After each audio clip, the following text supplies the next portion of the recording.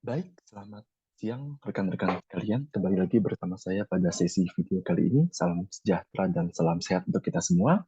Nah, apabila di video-video sebelumnya saya sudah menjelaskan perihal bagaimana kita menganalisis model dan data penelitian dengan menggunakan metode PLS, maka pada sesi kali ini saya akan memberikan penjelasan kepada Bapak, Ibu, dan rekan-rekan sekalian perihal bagaimana kita menganalisis model penelitian atau data penelitian kita dengan menggunakan metode yang namanya metode regresi linear berganda, ya atau multiple linear regression analysis, ya atau regresi linear berganda seperti itu. Dan berbeda dengan PLS, di mana kita menggunakan software namanya Smart PLS, ya Bapak Ibu dan rekan-rekan sekalian, maka pada sesi kali ini apabila kita menganalisis data dengan menggunakan metode regresi linear berganda, maka biasa software atau perangkat lunak yang kita gunakan adalah SPSS seperti itu. Ya dan ini kebetulan saya banyak dapat pertanyaan gitu ya, untuk SPSS apakah saya harus menggunakan yang versi tertentu? Jadi sebenarnya untuk SPSS sendiri sebagai software ya Bapak Ibu dan rekan-rekan sekalian, silakan menggunakan versi apapun ya. Jadi SPSS versi 23 atau 22 atau 14, 15 itu tidak ada masalah karena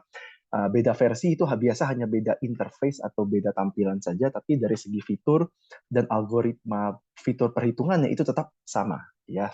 Versi SPSS berapapun yang kita gunakan seperti itu ya. Dan yang ingin saya tekankan adalah bahwa SPSS itu merupakan alat analisis data ya rekan-rekan sekalian. Jadi bukan metode analisis data. Kenapa? Karena beberapa kali saya menyidang skripsi, banyak mahasiswa yang menganggap SPSS ini adalah metode analisis data ya. Jadi sekali lagi saya tekankan bahwa metode analisis data ini adalah regresi linear berganda atau regresi linear sederhana atau PLS misalkan seperti itu. Namun software yang kita gunakan itu adalah alatnya, ya alat analisis data. Ya, jadi dalam sesi kali ini metode analisis datanya saya gunakan adalah regresi linear berganda. Sementara untuk alatnya adalah, atau alat analisis datanya adalah SPSS sebagai software yang kita gunakan. Oke, saya akan mulai ya, tanpa perlu berlama-lama, Bapak, Ibu, dan rekan-rekan sekalian. Jadi, diilustrasikan, saya memiliki model penelitian seperti ini. Jadi ini adalah model yang saya akan praktekkan pada sesi video kali ini kepada Bapak, Ibu, dan rekan-rekan sekalian ya untuk analisis dengan menggunakan metode regresi linear berganda dengan software SPSS ini. Ya, jadi saya memiliki tiga variabel bebas atau tiga variabel independen, ya atau tiga variabel X, yaitu customer engagement sebagai X1, trust sebagai X2, dan satisfaction atau mungkin customer satisfaction sebagai X3 atau variabel independen yang ketiga. Nah, lalu saya ingin menguji bagaimana pengaruh ketiga variabel ini terhadap customer loyalty. Ya, jadi model saya ini adalah model simple ya Bapak Ibu dan rekan-rekan sekalian, yaitu ada 3X dan 1Y. Jadi pengaruh tiga variabel independen terhadap satu variabel Y. Dan untuk model ini saya akan analisis dengan menggunakan metode regresi linear berganda ya dengan menggunakan alat analisis namanya SPSS atau softwarenya ya SPSS seperti itu. Nah, sebelum kita mengolah model ini, tentu saya ingin mereminder atau menjelaskan kepada Bapak, Ibu, dan rekan-rekan sekalian terkait dengan coding data ya. Jadi untuk model kali ini saya menggunakan kuesioner ya atau data primer yang saya sebarkan ke responden. Kebetulan ada 100 data yang sudah berhasil saya kumpulkan dan untuk data seperti yang saya pernah jelaskan di video-video saya sebelumnya, kita harus coding dulu ke dalam Excel. Ya Bapak Ibu dan rekan-rekan sekalian. Ya jadi seperti ini misalkan. Ya katakanlah untuk customer engagement saya ada 5 indikator atau 5 pertanyaan kuesioner. Nah, itu saya coding dulu. Ya, jadi misalkan seperti ini ya Bapak Ibu dan rekan-rekan, misalkan seperti CE1. Nah, jadi arti dari CE1 ini adalah pertanyaan pertama atau indikator kuesioner pertama untuk variabel CE atau customer engagement. Nah, lalu CE2 berarti adalah indikator kedua atau pertanyaan kuesioner kedua untuk variabel engagement dan seterusnya. Ya, jadi artinya kalau di sini saya dari indikator untuk customer engagement saya ada 5, CE1 sampai CE5 artinya adalah ada 5 indikator atau 5 pertanyaan kuesioner yang menjelaskan variabel customer engagement. Nah, lalu berikutnya kita coding juga untuk yang variabel trust, satisfaction, loyalty, dan seterusnya. Ya, jadi semua indikator atau semua respon responden terhadap setiap pertanyaan kita itu harus kita coding ke dalam Excel dulu seperti ini. Bapak Ibu dan rekan-rekan gitu ya. Nah, cuma zaman sekarang saya melihat banyak ya mahasiswa atau mahasiswi atau peneliti yang menggunakan Google Form. Nah, sebenarnya kalau kita menggunakan Google Form ini lebih mudah lagi, Bapak Ibu dan rekan-rekan. Kenapa? Karena kita hanya perlu mengekspor respon responden ya dari Google Form, kita copy, kita paste ke Excel, lalu kita tinggal tinggal ubah indikatornya saja. Ya karena coding-codingan seperti ini 1345 ini sebenarnya sudah otomatis tercoding gitu ya oleh Google Form-nya. Seperti itu. Jadi contohnya seperti ini misalkan Bapak Ibu dan rekan-rekan. Ini adalah Google Form saya misalkan gitu ya. Jadi sekaligus saya menjelaskan bagaimana kita mengekspor data atau respon-responden dari Google Form ke Excel. Ya, jadi kalau kita buka Google Form seperti ini, Bapak Ibu dan rekan-rekan, di sini ada questions, ada responses. Nah, responses ini adalah jawaban responden terhadap seluruh pertanyaan kuesioner kita, gitu ya.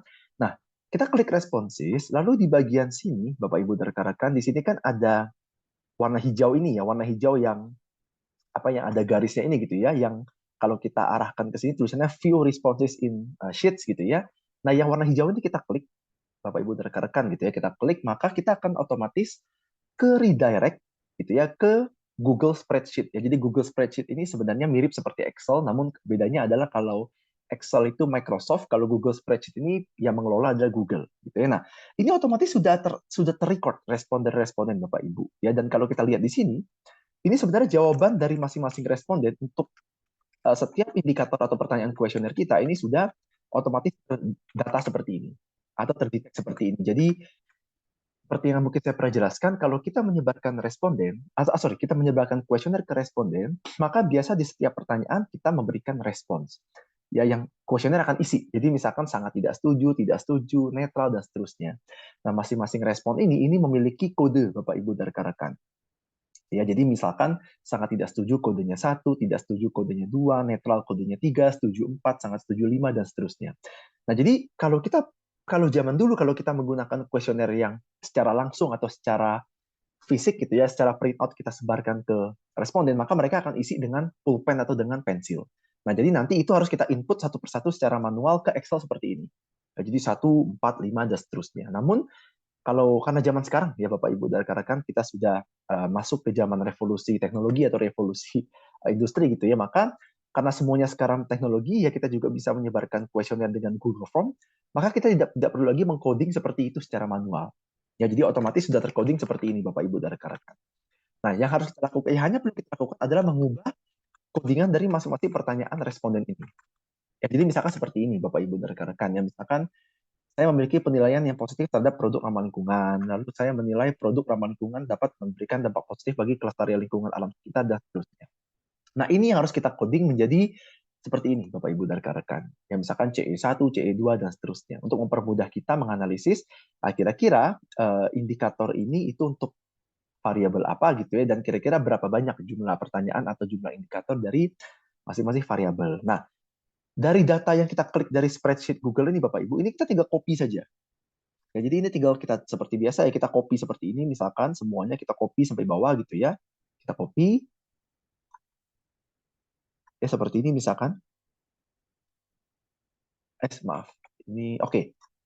Jadi misalkan cuma contoh Bapak Ibu rekan-rekan ya, kita hanya contoh saja, kita copy seperti ini misalkan. Kita copy, kita blok semua datanya, kita klik kanan, copy, nah lalu kita buka Excel. Bapak Ibu dan rekan-rekan ya, kita buka Excel. Nah, ini kita tinggal klik kanan lalu paste yang ini. Nah, jadi ini paling yang ini untuk masalah margin ini kita tinggal kita sesuaikan saja gitu ya. Namun untuk untuk masing-masing indikator atau pertanyaan kuesioner ini kita bisa ubah. Ya, kita bisa coding Bapak Ibu dan rekan-rekan. Jadi misalkan di sini ada 7 pertanyaan. Yang di mana 7-7-nya misalkan untuk variabel A misalkan. Maka kita berikan coding misalkan A1, A2, A3, A4, A5, A6, dan A7. Jadi artinya untuk variabel A ada 7 indikator, jadi A1 ini adalah indikator atau pertanyaan kuesioner pertama untuk variabel A dan seterusnya. Lalu nanti kita masuk ke variabel B, C, dan seterusnya. Ya, jadi itulah bagaimana kita mengekspor atau mengcopy data respon responden dari Google Form ke Excel, Bapak Ibu dan rekan-rekan. Jadi kalau kita menggunakan Google Form sebenarnya kita tidak perlu lagi mengcoding respon responden secara manual ya, karena ini sudah otomatis terrecord oleh sistem. Ya, jadi ketika responden misalkan menjawab sangat setuju, berarti sudah otomatis poinnya 6 misalkan. Atau ketika mereka menjawab setuju atau agak setuju, maka poinnya 4 atau 5 misalkan seperti itu. Ya, jadi seperti itu ya Bapak Ibu dan rekan-rekan, bagaimana kita mengekspor atau memindahkan data gitu ya, respon responden hasil jawaban mereka di kuesioner kita menggunakan Google Form bagaimana caranya agar kita bisa pindahkan atau copy paste ya, copy paste ke Excel seperti itu. Nah, jadi setelah kita coding maka akan bentuknya seperti ini Bapak Ibu dan rekan-rekan. Nah, data ini kita cukup save dalam Excel.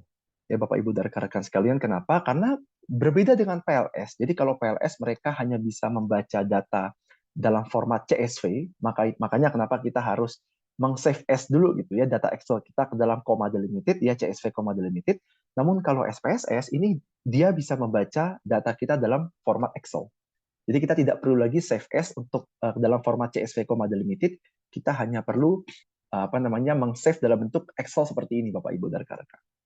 Ya, jadi sudah selesai, kita klik save saja gitu ya, lalu kita close gitu ya, lalu kita masuk ke software SPSS kita. Ya, jadi ini adalah tampilan dari software SPSS yang akan kita gunakan Bapak Ibu dan rekan-rekan gitu ya. Nah, untuk langkah pertama, kita harus mengimport ya atau memasukkan data Excel tadi yang kita sudah coding ke dalam SPSS. Nah, ini langkah pertama yang penting Bapak Ibu dan rekan-rekan. Jadi kalau kita belum melakukan ini, kita tidak akan bisa memulai pengolahan data. Gitu ya. Nah, bagaimana caranya? Caranya adalah kita klik file, Bapak Ibu dan rekan-rekan ya, kita klik file, lalu open, lalu data. Ya, lalu file, open, data, kita klik, lalu di bagian files of type ini kita ubah jadi Excel. Ya Bapak Ibu dan rekan-rekan sekalian, kita ubah jadi Excel. Lalu kita tadi cari ya file tadi itu kita save di mana. Nah, kalau tadi kebetulan saya buat nama filenya adalah ini, data latihan regresi berganda strip SPSS, saya save di desktop. Nah, cuma kalau Bapak Ibu misalkan save di tempat lain seperti di download atau di dokumen, tinggal diubah saja. Cuma kalau saya karena tadi saya save di desktop dan nama filenya adalah ini, maka saya pilih yang ini. Nah, ini tinggal di double klik Bapak Ibu dan rekan-rekan. Ya tinggal diklik 2 kali atau kita klik lalu klik open. Ya, open di sini. Kita klik open, lalu ini kita oke saja, maka otomatis data kita akan masuk seperti ini. Ya, otomatis datanya sudah terimport ke dalam software SPSS. Nah, data ini sudah terimport, maka kita sudah bisa untuk memulai proses analisis data kita dengan metode regresi linier berganda seperti itu. Nah, sama seperti kalau kita menggunakan metode PLS, Bapak Ibu dan rekan-rekan sekalian, kalau kita menggunakan metode regresi linier berganda, ada beberapa tahapan atau beberapa langkah yang kita harus lakukan dari uji validitas sampai uji hipotesis seperti itu gitu ya. Nah, jadi ada kurang lebih saya rangkum ada 4 langkah ya Bapak Ibu dan rekan-rekan ketika kita yang harus kita lakukan gitu ya dengan ketika kita menganalisis data atau model penelitian dengan regresi linier berganda. Ya dengan metode regresi linier berganda atau multiple linear regression. Nah, jadi langkah pertama adalah kita melakukan uji validitas gitu ya. Lalu langkah kedua kita melakukan uji reliabilitas. Lalu langkah ketiga kita melakukan pengujian yang namanya adalah uji asumsi klasik, yang dimana uji asumsi klasik ini terdiri dari 4 tes sebenarnya, normalitas, heteroskedastisitas, multikolinearitas, dan autokorelasi. Namun untuk uji autokorelasi ini Bapak Ibu dan rekan-rekan, ini kalau kita menggunakan kuesioner atau data kita sifatnya cross-sectional, artinya kalau cross-sectional itu adalah kita menyebarkan data dan mengumpulkan data hanya sekali waktu saja, hanya dalam satu waktu saja gitu ya, maka uji autokorelasi ini sebenarnya tidak perlu dilakukan atau tidak wajib dilakukan ya, kecuali kalau data kita sifatnya multi waktu atau time series ya. Jadi multi waktu itu misalkan seperti kalau rekan-rekan yang penelitiannya itu di bidang akuntansi atau keuangan, itu biasa datanya multi time ya, multi waktu atau time series. Jadi misalkan menganalisis harga saham dari PTA selama 5 tahun. Maka per tahunnya akan ada datanya berbeda-beda. Nah, itu artinya adalah bahwa data yang kita miliki itu lebih dari satu waktu, Bapak Ibu dan rekan-rekan. Ya, jadi 2017, 18, 19, 20, 21, 22 kita punya data harga saham per masing-masing tahun. Jadi artinya bukan hanya dalam satu tahun, satu waktu, tapi data itu kita juga miliki secara dari satu tahun ke tahun yang lain seperti itu. Nah, itu adalah data time series ya Bapak Ibu dan rekan-rekan. Namun kalau kuesioner ini kan kita cenderungnya kita hanya sebar sekali lalu kita analisis. Berarti artinya data ini hanya sifatnya sekali waktu saja, maka sebenarnya data itu termasuk ke dalam cross sectional, dan untuk penelitian cross sectional atau ketika datanya kita kumpulkan sekali waktu, maka uji autokorelasi ini tidak wajib dilakukan. Nah, jadi untuk penelitian kali ini karena saya menggunakan kuesioner dan sifat penelitian saya cross sectional, maka 3 uji ini akan saya lakukan untuk uji asumsi klasik ya Bapak Ibu dan rekan-rekan, yaitu uji normalitas, heteroskedastisitas, dan multikolinearitas seperti itu. Nah, sudah semuanya lolos gitu ya, baru kita masuk uji keempat. Ya, jadi uji keempat ini adalah, atau langkah keempat adalah kita melakukan uji regresi linear berganda. Nah, jadi hasil yang kita peroleh dari uji regresi linear berganda inilah yang nanti akan kita jadikan patokan untuk menentukan apakah hipotesis kita diterima atau ditolak, atau menentukan bagaimana signifikansi dari pengaruh antar variabel yang kita teliti. Nah, di dalam uji regresi linear berganda ini kita juga memiliki atau harus melakukan 3 tes ya Bapak Ibu dan rekan-rekan, yaitu uji R-square atau koefisien determinasi, lalu uji F atau uji simultan, dan uji signifikansi atau uji parsial atau uji T. Ya, di beberapa kasus namanya uji T, tapi biasa kita sebutnya uji parsial atau uji signifikansi. Nah, jadi nanti hasil dari uji signifikansi inilah yang kita akan gunakan untuk menentukan apakah pengaruh antar variabel kita signifikan atau tidak, seperti itu ya. Dan ini kita harus lakukan per proses ya Bapak Ibu dan rekan-rekan. Jadi ada 4 langkah ini kita harus lakukan satu persatu. Ya, one by one. Jadi artinya misalkan kalau langkah pertama belum lolos, ya belum selesai, maka kita tidak bisa lanjut ke langkah kedua. Dan seterusnya. Jadi artinya langkah sebelumnya harus lolos dulu, harus selesai dulu, baru kita bisa masuk ke langkah berikutnya. Nah, kita akan mulai dengan langkah pertama Bapak Ibu dan rekan-rekan. Jadi langkah pertama kita melakukan uji validitas. Jadi kita ingin menentukan apakah setiap indikator atau seluruh indikator ya, ini saya close dulu sebentar, apakah seluruh indikator dari setiap variabel kita itu valid. Ya, valid itu artinya adalah bahwa memang indikator atau setiap pertanyaan dari indikator dari variabel kita itu memang bisa menjelaskan atau merepresentasikan variabel yang dijelaskan. Ya, jadi misalkan seperti CE1, CE2, CE3, CE4, CE5. Ini adalah 5 indikator untuk variabel customer engagement. Nah, kita uji validitasnya untuk ngetes Bapak Ibu ya, atau untuk cek apakah betul masing-masing dari indikator ini valid, artinya memang bisa merepresentasikan atau menjelaskan variabel customer engagement. Dan untuk uji validitas ini kita dalam praktek ini Bapak Ibu dan rekan-rekan ya, yang saya jelaskan, ini saya menggunakan metode yang namanya metode komponen matrix. Ya, jadi metode komponen matrix ini adalah metode di mana kita melakukan pengujian validitas terhadap setiap indikator untuk setiap variabel dengan menggunakan acuan vector loading. Ya, jadi loading dari setiap indikator. Nah, masalahnya adalah nilai batas minimum yang harus dicapai ini berbeda-beda untuk setiap penelitian. Ya, jadi kalau secara teori dikatakan bahwa indikator kita dikatakan valid kalau misalkan nilai vector loading dari indikator-indikator itu di atas dari standar atau nilai batas minimum yang kita sudah tetapkan. Nah, masalahnya adalah nilai batas minimum yang kita tetapkan untuk setiap penelitian ini cenderung berbeda-beda, Bapak Ibu dan rekan-rekan. Kenapa? Karena penentuan batas minimum dari vector loading ini menyesuaikan sample size, ya, atau berapa jumlah data yang kita kumpulkan. Nah, kebetulan saya menggunakan teori dari Hare ya, Bapak Ibu dan rekan-rekan. Jadi ini saya hapus dulu. Jadi ini saya menggunakan teori dari Hare et al. Gitu ya. Jadi kalau mungkin saya ingin info bukunya, jadi ini e-booknya judulnya adalah ini Bapak Ibu dan rekan-rekan. Ya, multivariate data analysis, penulisnya adalah Hare ya, Hare et al. Ya, edisi ke-8. Ya, terbitan Cambridge gitu ya. Jadi saya menggunakan sumber acuan ini untuk menentukan batasan vector loading untuk uji validitas yang saya gunakan. Gitu. Nah, menurut Hare et al. Di halaman 152 ini, Bapak Ibu dan rekan-rekan, itu dikatakan seperti ini. Nah, jadi artinya adalah batasan nilai vector loading yang harus dicapai untuk setiap penelitian ini berbeda-beda, tergantung dari berapa banyak sampel size yang kita tentukan. Nah, tadi kebetulan di awal saya sudah jelaskan bahwa untuk data tadi itu saya terkumpul pas 100 responden, Bapak Ibu dan rekan-rekan. Ya, 100 responden. Maka jumlah sampel size saya otomatis adalah 100 yang ini. Yang 100 ini Bapak Ibu dan rekan-rekan. Nah, maka batasan minimum vector loading yang harus dicapai itu adalah 0,55. Yang ini. Nah, jadi artinya adalah setiap indikator saya untuk seluruh variabel yang saya teliti itu dikatakan valid kalau nilai vector loadingnya di atas 0,55. Tapi kalau di bawah 0,55 maka tidak valid dan harus dibuang karena sampel saya 100. Nah, kalau Bapak Ibu dan rekan-rekan misalkan sampel size-nya di atas 100, misalkan 150, nah maka vector loading-nya bisa menggunakan batasan 0,45 dan seterusnya. Jadi memang batasan vector loading untuk masing-masing penelitian atau masing-masing peneliti atau masing-masing mahasiswa dan mahasiswi ini berbeda-beda. Bapak Ibu dan rekan-rekan yang menyesuaikan berapa banyak jumlah data yang terkumpul. Nah, jadi kalau dalam kasus saya karena saya mengumpulkan 100 data, maka sampel size-nya 100 di sini gitu ya. Maka batasan minimum vector loading yang saya tetapkan itu adalah 0,55. Jadi kalau nilai loading gitu ya, nilai loading dari seluruh atau setiap indikator saya di atas 0,55, di atas sama dengan 0,55, maka indikator itu dikatakan valid. Kalau di bawah 0,55 maka tidak valid dan harus dibuang. Seperti itu. Nah, kita akan mulai penelitian atau kita akan memulai uji validitas ini, Bapak Ibu dan rekan-rekan. Dan untuk uji validitas dengan menggunakan metode komponen matriks ini kita harus lakukan per variabel, Bapak Ibu dan rekan-rekan. Jadi kita tidak boleh campur semua variabel, ini kita harus lakukan per masing-masing variabel. Jadi misalkan gitu ya, variabel CE atau customer engagement ada 5 indikator.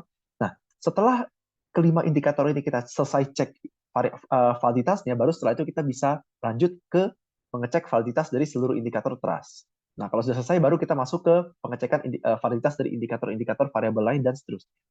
Jadi memang prosesnya termasuk agak lama gitu ya, atau agak panjang karena memang kita harus melakukan pengujian atau pengetesan validitas untuk seluruh indikator dari masing-masing variabel, Bapak Ibu dan rekan-rekan. Jadi kita tidak boleh campur dengan indikator dari variabel lain.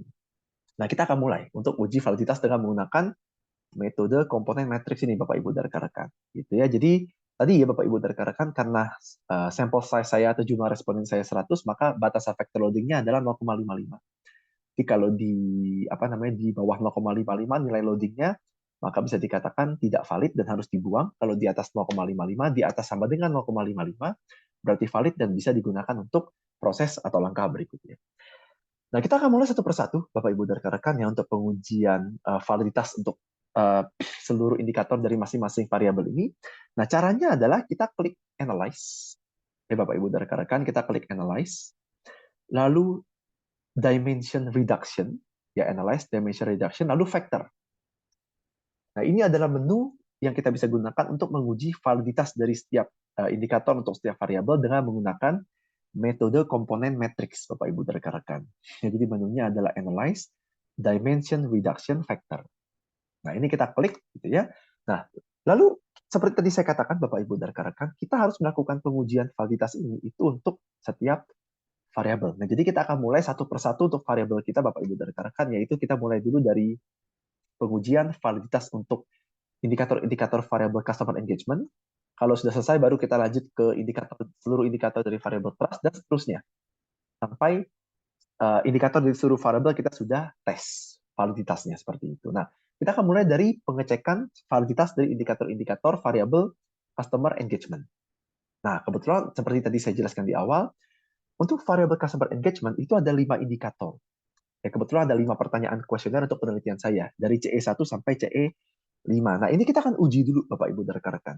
Jadi kita uji dulu per masing-masing variabel, berarti kita uji dulu seluruh validitas dari seluruh indikator variabel CE. Ya, kalau sudah selesai, baru nanti kita lanjut ke variabel-variabel lainnya.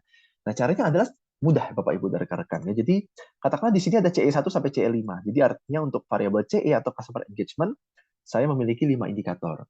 Nah, caranya adalah data-data ini kita harus pindahkan ke kolom variabel sini, Bapak Ibu dan rekan-rekan, untuk kita bisa uji validitasnya. Gitu ya. Nah, caranya adalah kita klik CE1 atau indikator pertama dari variabel itu, lalu di tombol shift di keyboard Bapak Ibu dan rekan-rekan sekalian, tombol shift gitu ya ditekan, tombol shift ditekan, lalu klik atau arahkan kursor atau klik kursor di indikator terakhir dari variabel itu. Berarti kalau dalam kasus saya, indikator terakhir dari variabel CE adalah CE5. Klik seperti ini, maka seluruh indikator dari variabel CE atau customer engagement akan terblok otomatis atau terhighlight gitu ya, terblok. Nah, lalu kita klik panah yang ke kanan ini, Bapak Ibu dan rekan-rekan. Jika kita klik panah seperti ini, maka otomatis seluruh indikator atau seluruh data indikator dari variabel CE atau customer engagement sudah terdrag atau ketarik ke kanan. Nah, berikutnya di bagian extraction di sini, ini kita klik Bapak Ibu dan rekan-rekan sekalian. Ya, kita klik menu extraction gitu ya. Nah, lalu di bagian extract sini, di sini kita klik yang ini Bapak Ibu dan rekan-rekan. Ya, kita klik yang fixed number of factors. Nah, yang kalau defaultnya kan based on agent value gitu ya. Namun untuk kali ini, untuk kita penguji validitas seluruh indikator dengan menggunakan metode komponen matrix dengan melihat factor loading ini, kita ubah atau kita klik yang ini, Bapak Ibu dan rekan-rekan. Ya, fixed number of factors, lalu diisi 1. Ya, factors to extract-nya 1. Ya, fixed number of factors to extract 1 gitu ya. Ini kita, lalu yang lainnya kita biarkan saja, lalu kita continue Bapak Ibu dan rekan-rekan. Ya, kita klik continue, lalu langsung oke. Maka otomatis hasilnya akan muncul. Nah, untuk melihat hasil vector loading gitu ya, atau hasil uji validitas dari seluruh indikator variable customer engagement, kita lihat yang kolom ini, Bapak Ibu dan rekan-rekan. Ya, tabel yang tulisannya komponen matrix, lalu ada A-nya. Nah, angka-angka ini, angka-angka yang di kolom komponen ini adalah angka-angka vector loading dari masing-masing indikator. Dan tadi seperti yang saya jelaskan di awal, Bapak Ibu dan rekan-rekan, karena penelitian saya jumlah sampelnya 100, maka batasan vector loading yang kita tetapkan adalah 0,55. Ya, jadi kalau nilai vector loadingnya di atas 0,55 atau di atas sama dengan 0,55, maka valid indikator itu, namun kalau di bawah 0,55 berarti tidak valid dan harus dibuang. Nah, kita lihat Bapak Ibu dan rekan-rekan, ya untuk variabel CE atau customer engagement ada 5 indikator. Ternyata dari nilai vector loading ini itu ada satu yang harus dibuang Bapak Ibu dan rekan-rekan, ya, yaitu CE2 karena nilai vector loadingnya 0,364 gitu ya, 0,364. Nah, jadi ini jauh di bawah 0,55, maka ini harus kita buang. Nah, setelah kita buang kita harus analisis lagi. Jadi kita harus ulang lagi langkahnya gitu ya. Nah, bagaimana cara membuangnya? Cara membuangnya cukup mudah Bapak Ibu dan rekan-rekan. Ya, ini kita tinggal close saja. Kita kembali ke data. Nah, kita ulangi cara atau menu yang tadi Bapak Ibu dan rekan-rekan. Ya, kita klik Analyze Dimension Reduction Factor. Lalu tadi indikator CE2 yang tidak valid kita buang. Artinya kita tidak masukkan lagi, kita buang dari kolom ini gitu ya. Caranya adalah kita klik CE2, lalu kita tekan atau klik panah yang ke kiri ini Bapak Ibu dan rekan-rekan. Ya, panah yang kiri ini kita tekan, maka CE2 akan keluar menyisakan 4 indikator untuk variabel CE atau customer engagement, yaitu CE1, 3, 4, dan 5. Nah, ini kalau misalkan Bapak Ibu dan rekan-rekan tidak close SPSS-nya, maka sebenarnya settingan-settingannya tadi akan tetap bertahan. Jadi artinya seperti ini ya, fixed number of factor 1 ini tidak perlu diubah lagi. Jadi kalau kita tidak close software SPSS-nya, maka akan tetap sama settingannya. Ini kita harus running lagi Bapak Ibu dan rekan-rekan. Ya, kita running lagi cara pengujiannya untuk memastikan bahwa memang setelah variabel atau setelah indikator CE2 yang tidak valid tadi kita buang, itu tidak ada lagi indikator lain selain CE2 yang tidak valid. Jadi untuk memastikan bahwa memang indikator sisanya itu valid. Nah, ini kita setelah kita buang CE2, kita tinggal klik OK Bapak Ibu dan rekan-rekan.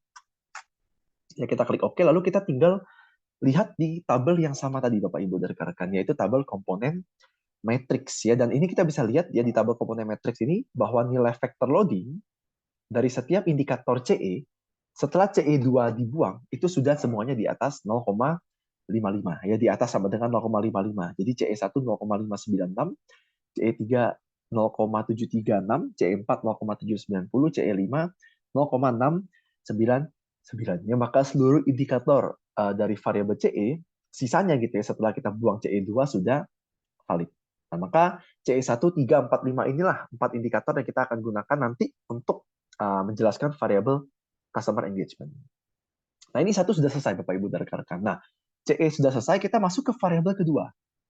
Ya, pengujian validitas untuk variabel kedua yaitu trust. Nah, caranya juga sama Bapak Ibu dan rekan-rekan. Ya, jadi kita klik analyze, dimension reduction factor, lalu seluruh indikator dari CE ini kita harus pindahkan lagi ke kiri. Kita harus keluarkan dari kolom ini, gitu, kolom variable ini. Kenapa? Karena kan tadi sudah selesai kita melakukan pengujian validitas untuk variabel engagement, maka kita akan keluarkan semuanya, kita masukkan indikator-indikator dari variabel baru yang kita akan tes berikutnya, yaitu variabel trust. Ya. Jadi CE1, 3, 4, 5 ini kita buang, ya, atau bukan dibuang ya, atau kita pindahkan kembali ke kiri. Caranya adalah seperti tadi Bapak Ibu dan rekan-rekan, kita klik CE1, ya, indikator pertama dari variabel itu, tekan tombol shift, lalu klik indikator terakhir dari variabel itu, lalu klik panah yang kiri ini. Klik seperti ini. Lalu tadi yang variabel kedua yang kita ingin uji validitasnya adalah trust, maka kita ganti, kita masukkan seluruh indikator trust ke kolom ini Bapak Ibu dan rekan-rekan. Ya, kita masukkan. Jadi kebetulan variabel trust ada 5 indikator, trust TRU 1, 2, 3, 4, 5. Cara juga sama Bapak Ibu dan rekan-rekan. Ya, jadi kita pindahkan ke kanan, caranya kita klik indikator pertama dari variabel itu, yaitu TRU1 dalam hal ini, di keyboard tekan shift, lalu klik indikator terakhir dari variabel trust, yaitu TRU5. Setelah seluruh indikator dari trust terblok ya atau terhighlight, kita klik panah yang ini Bapak Ibu dan rekan-rekan. Klik panah ini, kalau kita tidak close software SPSS-nya, maka settingan yang sama akan tetap bertahan, langsung klik OK. Nah, caranya sama Bapak Ibu dan rekan-rekan. Ya, kita lihat dari tabel komponen matriks ini, berapa nilai vector loading dari TRU, dari seluruh indikator TRU atau trust. Dan ternyata kalau kita lihat di sini, itu seluruh indikator sudah nilainya atau nilai vector loadingnya di atas 0,55. Ya, karena TRU 1 0,63, TRU 2 0,611, TRU 3 0,688, TRU 4 0,729, dan TRU 5 0,604. Jadi seluruh vector loading dari seluruh indikator untuk variabel trust ini sudah kelima-limanya sudah di atas 0,55, maka seluruh indikator ini itu bisa kita gunakan untuk tahapan berikutnya dan tidak ada yang kita buang karena semuanya sudah valid. Nah, berarti trust juga sudah selesai Bapak Ibu dan rekan-rekan. Berikutnya kita masuk ke variabel berikutnya.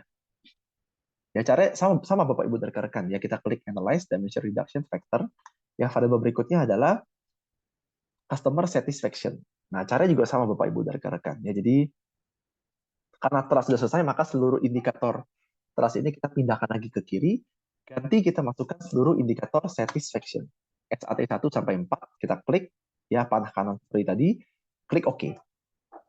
Nah, ini kita bisa lihat Bapak Ibu dan rekan-rekan, ternyata ada satu indikator dari satisfaction, yaitu SAT 4 yang harus dikeluarkan atau harus dibuang karena nilai vector loading-nya dia di bawah 0,55. Ya, di sini 0,521, maka dia di bawah 0,55.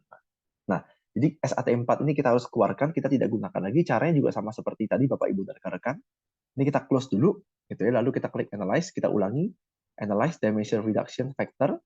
SAT4 yang tadi tidak valid kita keluarkan, Bapak Ibu dan rekan-rekan. Jadi kita klik SAT4, lalu kita klik tombol panah ini, lalu OK lagi.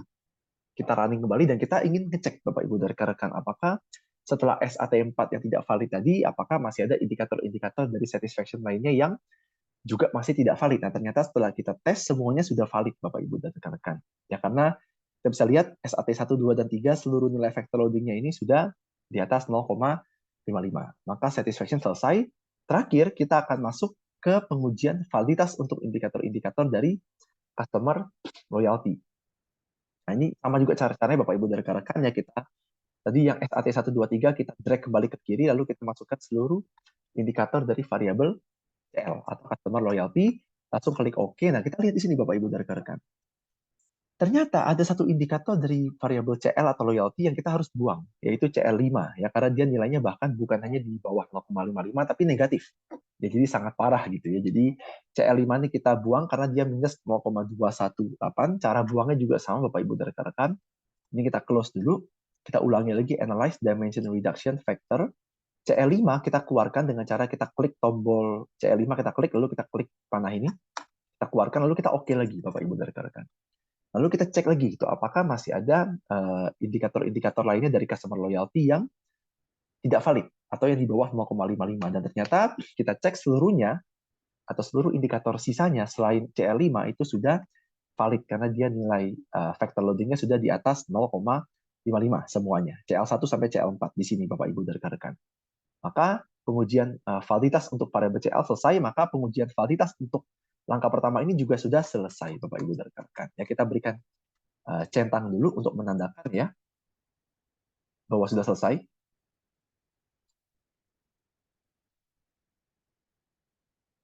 Nah, seperti ini Bapak Ibu dan rekan-rekan. Ya, kita berikan centang dulu karena memang langkah pertama sudah selesai.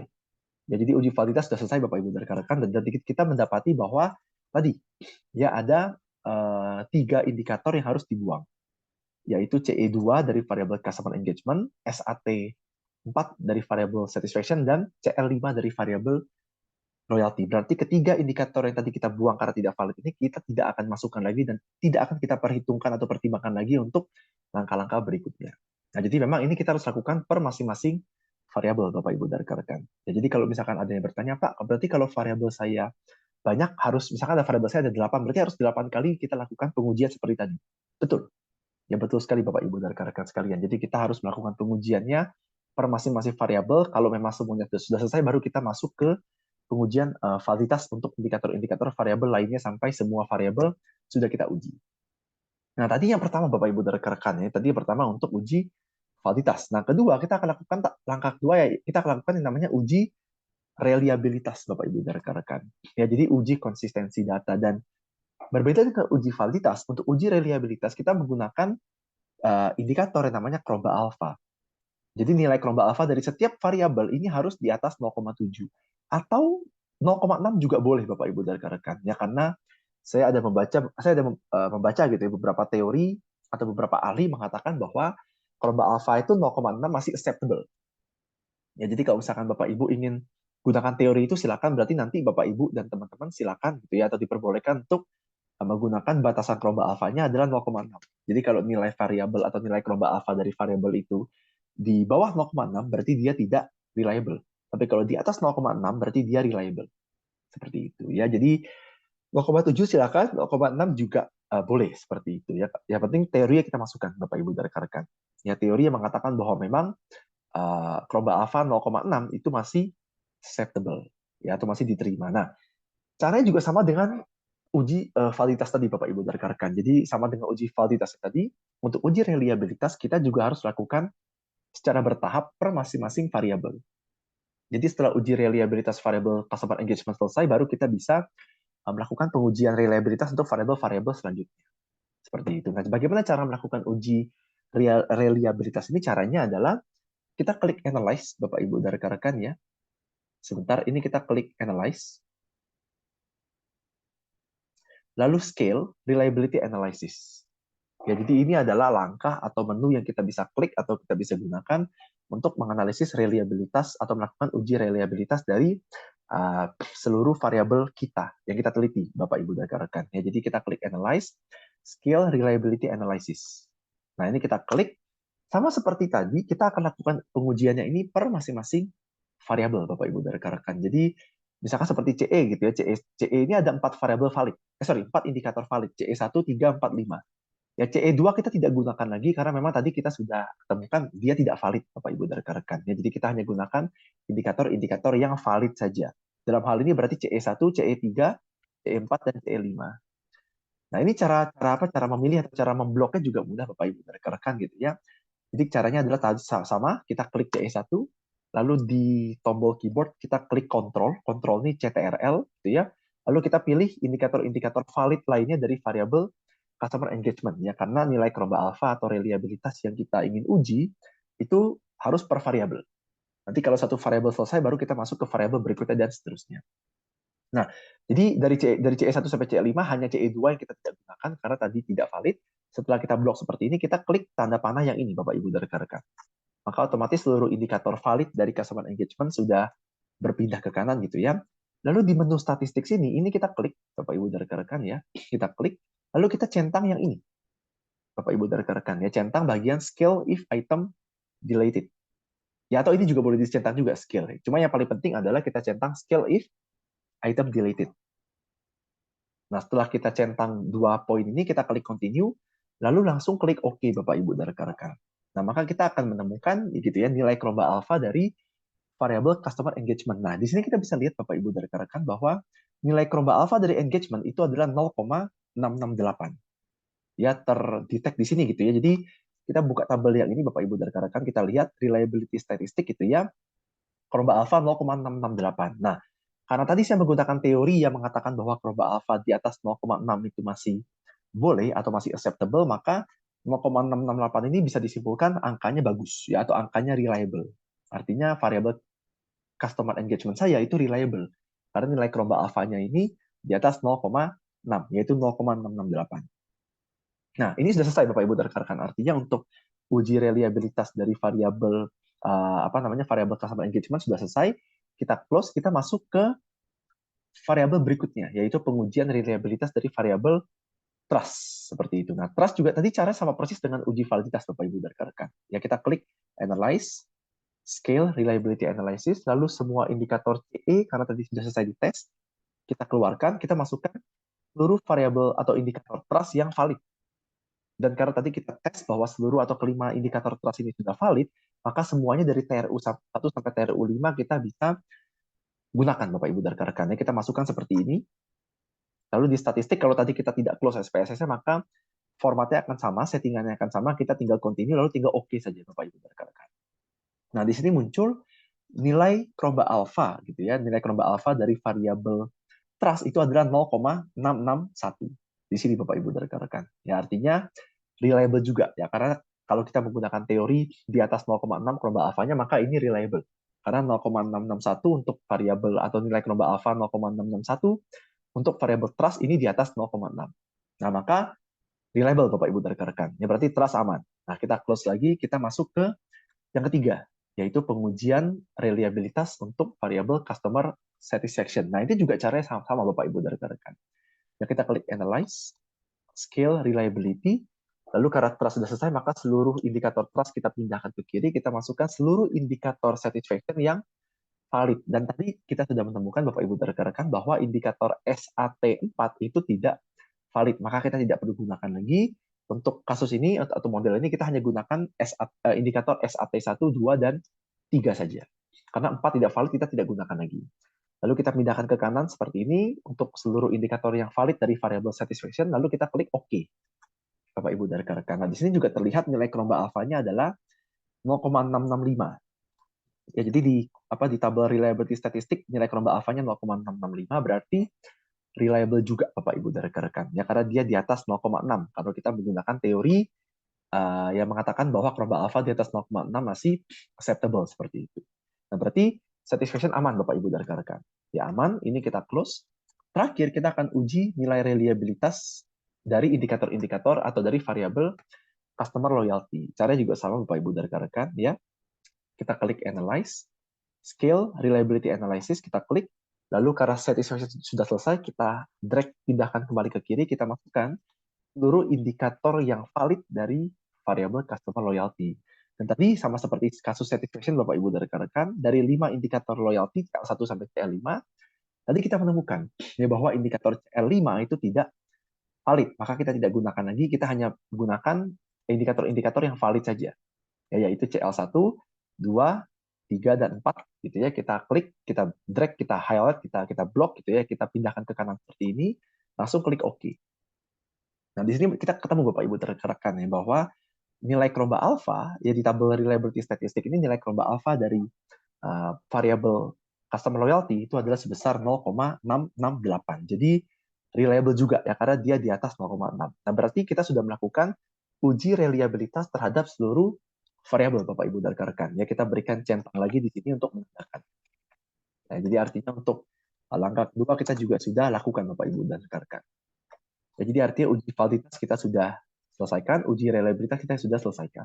Nah, ketiga, kita akan melakukan langkah yang cukup penting Bapak Ibu dan rekan-rekan, yaitu namanya langkah uji asumsi klasik. Nah, seperti tadi saya jelaskan bahwa di dalam melakukan uji asumsi klasik, itu sebenarnya ada 4 uji yang kita harus lakukan, yaitu uji normalitas, uji heteroskedastisitas, uji multikoliniaritas, dan uji autokorelasi. Nah, namun untuk penelitian yang sifatnya cross-sectional, atau yang biasa menggunakan kuesioner, atau yang datanya itu kita hanya sebarkan sekali waktu saja, artinya seperti kuesioner saya sebarkan sekali waktu, lalu dapat datanya saya langsung olah Bapak Ibu ya, jadi hanya sekali waktu, satu waktu datanya, uji autokorelasi sebenarnya tidak wajib atau tidak perlu dilakukan. Artinya dilakukan silakan, tidak juga tidak apa-apa. Kenapa? Karena sebenarnya uji autokorelasi ini pada dasarnya kita ingin melihat Bapak Ibu dan rekan-rekan, apakah data antar waktu itu ada korelasi satu sama lain. Nah, jadi kalau misalkan penelitian kita sifatnya time series itu seperti tadi saya jelaskan, misalkan menganalisis nilai saham ya, nilai saham dari PTA dari 2017 ke 2022. Berarti selama 5 atau 6 tahun itu kan masing-masing tahun kita punya data yang berbeda-beda Bapak Ibu dan rekan-rekan. Misalkan 2017, oh nilai sahamnya segini, 2018 segini. Nah, artinya adalah data nilai saham perusahaan itu kan tidak hanya satu waktu saja, tapi juga setiap tahun itu ada datanya. Nah, kita ingin bandingkan apakah data nilai saham gitu ya untuk 2017, 18, 19, 20, 21 ini ada korelasi atau saling terkait atau tidak. Ya, contohnya sama seperti kalau kita bicara cuaca atau temperatur Bapak Ibu dan rekan-rekan. Misalkan gitu ya, kemarin cuaca, misalkan kemarin suhunya 30 derajat, lalu 2 hari lalu suhunya 29 derajat, 3 hari lalu suhunya 28 derajat. Nah, jadi selama 3 hari terakhir saya menemukan bahwa jadi tiga hari terakhir saya memperoleh atau memiliki 3 data suhu temperatur di kota Jakarta, misalkan seperti itu gitu ya. Nah, lalu saya ingin memprediksi atau mengecek gitu ya bagaimana korelasi antara 3 data di 3 waktu berbeda ini, dan saya akan memprediksi kira-kira ke depannya apakah cuacanya akan naik atau temperaturnya akan naik atau turun gitu ya berdasarkan analisis yang saya lakukan berdasarkan data-data di waktu-waktu berbeda yang saya sudah miliki. Nah, itulah tujuan utama dari autokorelasi Bapak Ibu dan rekan-rekan ya. Jadi Kalau penelitiannya time series seperti beberapa rekan gitu ya yang di bidang akuntansi atau finance keuangan, biasa mereka datanya time series ya, jadi tarik data dari sumber eksternal, tidak pakai kuesioner lalu dianalisis, biasa data time series, nah itu harus lakukan uji autokorelasi. Namun kalau data kita cross sectional seperti rekan-rekan yang menggunakan kuesioner, itu kan kita hanya sebar sekali waktu saja. Ya saya bikin kuesioner pakai Google Form misalkan, saya sebar linknya, responden isi, saya dapat datanya, saya langsung olah. Di artinya data yang saya kumpulkan hanya sekali waktu saja. Nah, itu berarti penelitian kita cross sectional, maka autokorelasi ini sebenarnya tidak wajib dilakukan seperti itu. Dan karena penelitian saya ini cross sectional, maka saya dalam penelitian ini saya tidak lakukan uji autokorelasi, Bapak Ibu dan rekan-rekan seperti itu. Jadi yang kita akan lakukan untuk penelitian atau contoh kali ini ada hanya tiga saja, ya, yaitu normalitas, heteroskedastisitas, dan multikolinearitas ya, karena memang untuk penelitian cross-sectional yang biasa menggunakan kuesioner yang kita datanya itu kita sebar sekali waktu, kita tidak wajib melakukan uji autokorelasi. Ya karena kan seperti tadi saya jelaskan Bapak Ibu dan rekan-rekan ya, uji autokorelasi ini kan kita ingin mengcompare atau membandingkan apakah data dari satu waktu ke waktu yang lain gitu ya, untuk variabel yang sama apakah ada korelasi atau tidak. Sementara kalau data itu kita hanya sebarkan sekali waktu saja, maka kita tidak bisa compare dengan data di waktu lainnya gitu, karena kita hanya sebar sekali dan hanya satu waktu, dan data itu kita hanya kumpulkan satu waktu saja, tidak multi waktu atau tidak multi time seperti itu ya. Jadi itulah yang dinamakan penelitian cross sectional Bapak Ibu dan rekan-rekan ya, kita mengumpulkan data sekali waktu. Tapi kalau time series artinya adalah kita memiliki data untuk variabel yang sama dalam beberapa jangka waktu yang berbeda. Jadi misalkan data keuangan perusahaan 5 tahun terakhir, maka masing-masing tahun kita punya data keuangan perusahaan yang berbeda-beda. Ya 2017, 18, 19, dan seterusnya. Nah, tapi kalau kita menggunakan kuesioner, maka penelitian kita ya karena kita sebar hanya sekali waktu, maka ini masuk ke cross sectional, maka kita tidak wajib melakukan uji autokorelasi seperti itu. Nah, jadi kita akan lakukan uji asumsi klasik untuk tiga hal ini Bapak Ibu dan rekan-rekan ya. Uji normalitas, uji heteroskedastisitas, dan uji multikolinearitas. Nah, namun sebelum kita memulai uji asumsi klasik ini, terlebih dahulu kita harus meng-create atau menciptakan variabel dulu Bapak Ibu dan rekan-rekan. Gitu ya, mengapa? Karena kalau kita cek di sini, ini kan bentuknya belum variabel Bapak Ibu dan rekan-rekan. Jadi seluruh data kita ini bentuknya masih indikator. Sementara indikator-indikator ini kita harus calculate atau kita harus konversikan gitu ya ke dalam variabel. Kita harus gabungkan jadi satu untuk menciptakan satu variabel. Nah, bagaimana caranya kita menciptakan atau meng-create variabel di dalam metode dengan menggunakan metode regresi berganda dengan menggunakan software SPSS ini? Caranya adalah seperti ini Bapak Ibu dan rekan-rekan. Ya, jadi di bagian menu ini, menu atas SPSS ini kita ada menu transform Bapak Ibu dan rekan-rekan. Nah, jadi kita klik menu transform gitu ya, lalu klik compute variable. Ya, transform compute variable kita klik gitu ya. Nah, lalu di sini kita disuguhkan berbagai atau beberapa menu atau beberapa menu box ya, atau comment box Bapak Ibu dan rekan-rekan. Ya, comment box gitu ya. Nah, di bagian target variable ini kita masukkan kode variabel kita Bapak Ibu dan rekan-rekan. Jadi misalkan saya ingin menciptakan atau meng-create variabel X1. Ini customer engagement ya, maka kodenya adalah X1. Kita masukkan di sini X1. Sebagai variabel kita masukkan X1 Bapak Ibu dan rekan-rekan gitu ya. Lalu di bagian type and label ini kita klik. Ya, type and label kita klik, lalu di bagian label ini kita masukkan nama variabel kita. Jadi X1 ini kalau dalam model saya adalah customer engagement, maka kita masukkan namanya customer engagement. Ya, customer engagement seperti ini. Jadi kita masukkan nama variabelnya, lalu klik continue. Nah, di bagian numeric expression, nah disinilah kita akan meng-create variabel X1 ini Bapak Ibu dan rekan-rekan. Ya, bagaimana caranya? Caranya adalah untuk metode menciptakan variabel atau metode create variabel ini, kita menggunakan metode average Bapak Ibu, atau metode rata-rata. Jadi seluruh indikator yang valid dari variabel itu kita rata-rata, baru itu akan jadi nilai untuk variabel kita. Ya, jadi itu akan jadi variabel kita. Nah, bagaimana caranya? Caranya adalah seperti ini Bapak Ibu dan rekan-rekan. Jadi misalkan gitu ya, untuk X1 atau variabel customer engagement ada 4 indikator valid. Jadi indikator yang tidak valid tadi kita tidak gunakan, kita tidak masukkan. Kita hanya masukkan indikator valid. Dan indikator valid ini adalah CE1, CE3, CE4, dan CE5. Ya, indikator yang memang tadi kita sudah buktikan valid untuk variabel customer engagement. Nah, kita menggunakan metode average atau metode rata-rata. Caranya adalah kita buka kurung, Ya, Bapak Ibu dan rekan-rekan, ya kita buka kurung. Lalu kita tambahkan, ya kita jumlahkan seluruh indikator yang valid dari variabel X1 atau variabel customer engagement. Ya, dalam hal ini berarti CE1, ya kita klik CE1, lalu kita klik tombol panah ini, gitu ya. Lalu kita klik di sini ada notasi atau ada kode atau ada lambang tambah.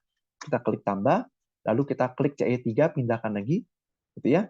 Tambah CE4, tambah CE5, tutup kurung. Ya, CE2 sekali lagi kita tidak masukkan Bapak Ibu dan rekan-rekan karena tadi tidak valid, gitu ya. Nah, lalu setelah kita tambahkan semuanya, kita klik tanda bagi. Ya, di sini ada tanda atau notasi bagi ya, divide ya Bapak Ibu dan rekan-rekan, notasi bagi ini. Nah, tanda bagi ini kita klik, lalu kita bagi dengan berapa jumlah indikator valid dari variabel X1. Nah, dalam hal ini berarti jumlah indikator validnya adalah 4, CE1, CE3, CE4, CE5.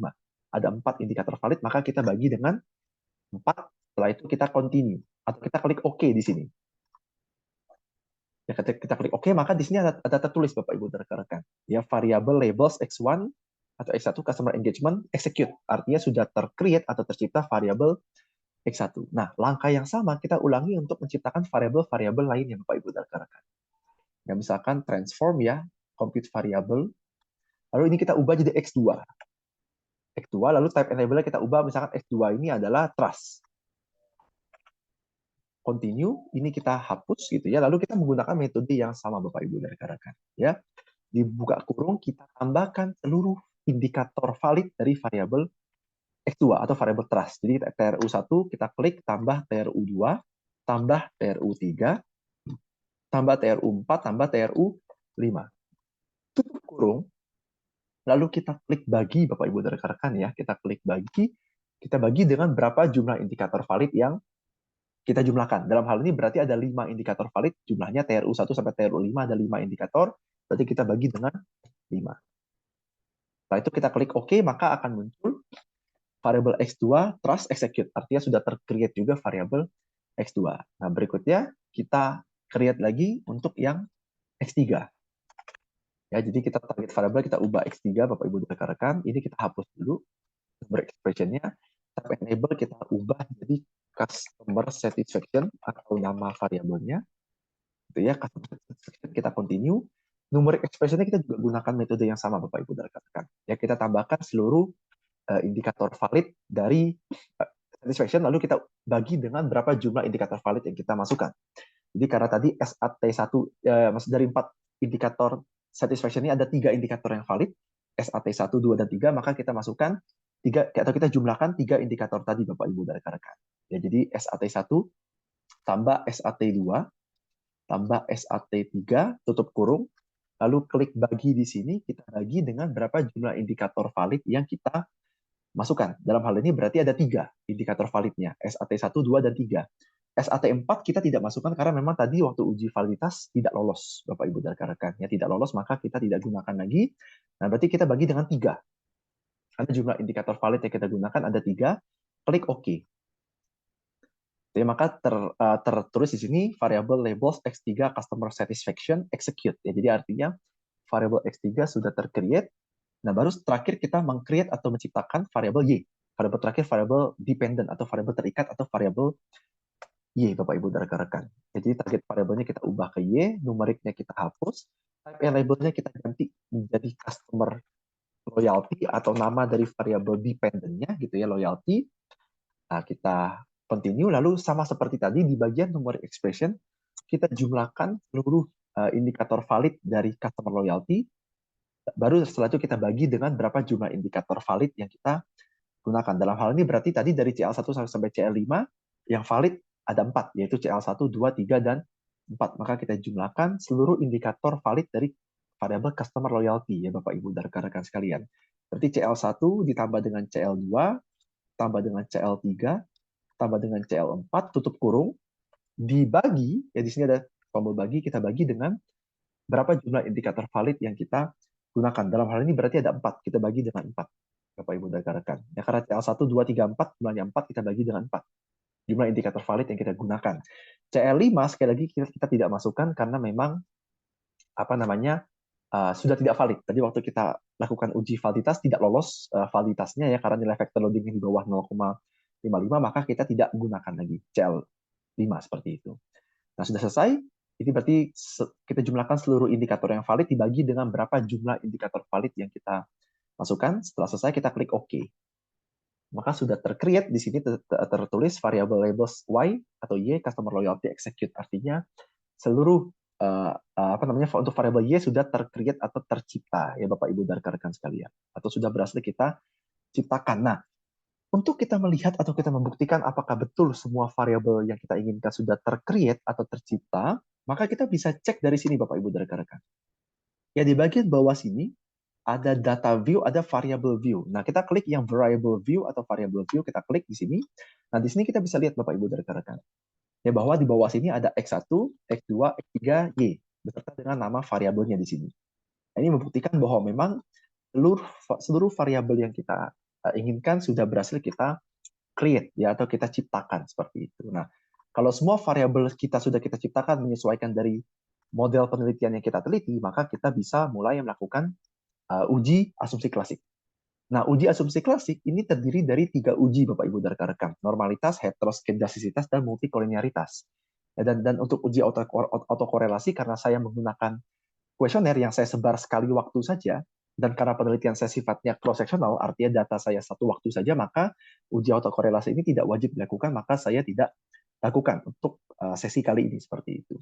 Tapi di sesi lain, kalau misalkan nanti rekan-rekan sekalian menggunakan data time series, gitu ya, atau data yang sifatnya multi waktu atau multi time gitu ya. Jadi seperti tadi, misalkan saya mengumpulkan data penjualan perusahaan selama 3 tahun, maka kita punya data lebih dari satu waktu, Bapak Ibu dan rekan-rekan. Ya, berarti penjualan 2019, 20, 21, 22 kita punya, maka itu artinya data kita lebih dari satu waktu. Ya, artinya kita ingin membandingkan apakah data dari masing-masing waktu ini ada korelasi satu sama lain, maka untuk penelitian time series itu harus wajib melakukan uji autokorelasi untuk mengecek bagaimana korelasi antar data dari waktu yang berbeda.